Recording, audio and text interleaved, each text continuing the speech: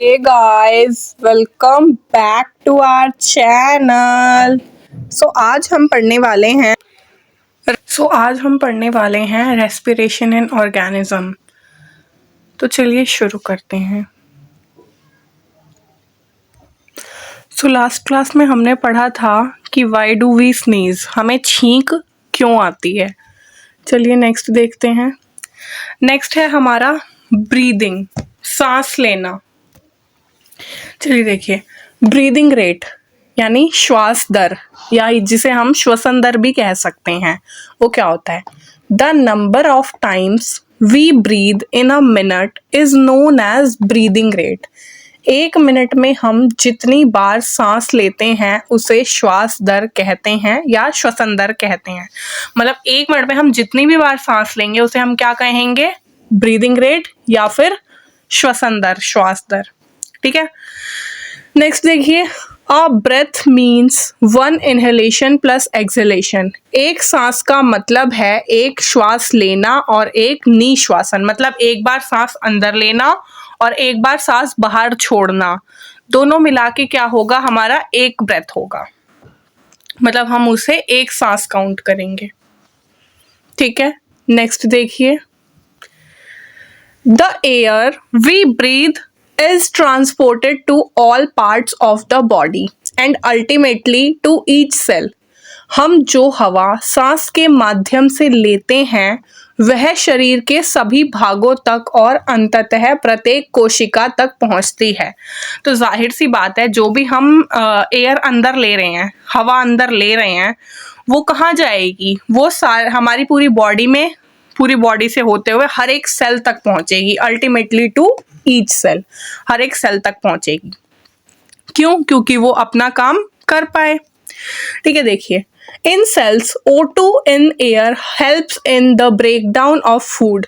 कोशिकाओं में हवा में मौजूद O2 भोजन के टूटने में मदद करता है।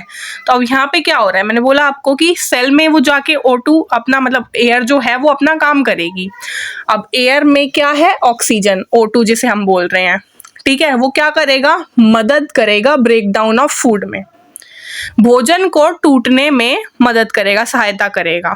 ठीक है, जैसे फॉर एग्जाम्पल आप देखिए, अगर आपके पास एक बहुत बड़ा लड्डू है तो आप क्या कर सकते हैं? उसे डायरेक्ट आप एक साथ तो नहीं खा सकते। आप क्या करेंगे? उसे छोटे छोटे पीसेस में तोड़ेंगे और फिर खाएंगे, है ना? पूरा बड़ा तो एक बार में नहीं खा लेंगे। तो सेम तरीके से मान लीजिए जो हमारा भोजन होता है वो एक बड़ा फॉर्म है, बड़ा लड्डू है।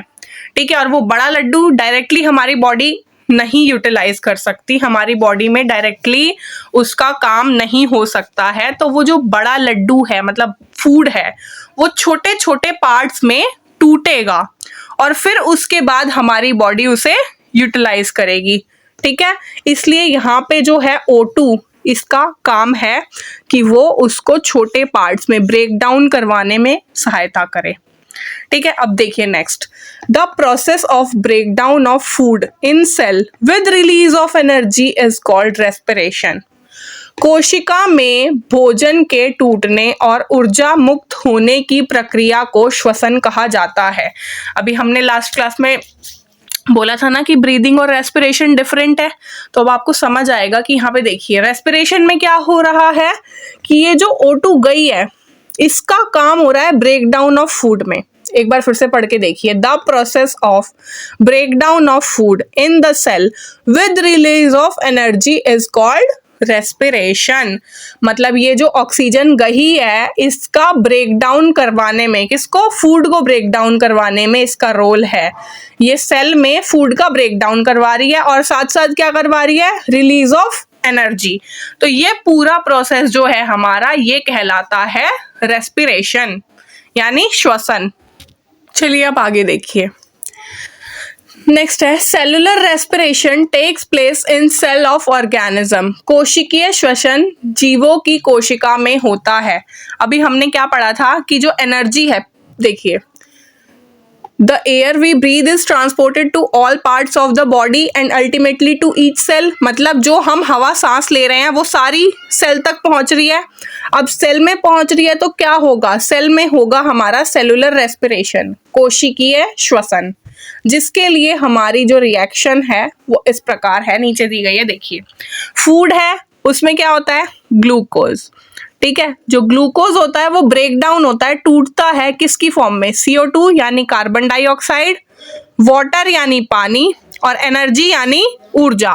भोजन में जो ग्लूकोज है वो कार्बन डाइऑक्साइड, जल और ऊर्जा में टूटता है। यही होता है हमारा सेलुलर रेस्पिरेशन में, मतलब रिएक्शन जो इन्वॉल्व है वो ये है। आई होप आप लोगों को ये क्लियर हो गया होगा। अगर कोई भी डाउट हो तो आप कमेंट करके पूछ सकते हैं। Thank you for watching our video, guys.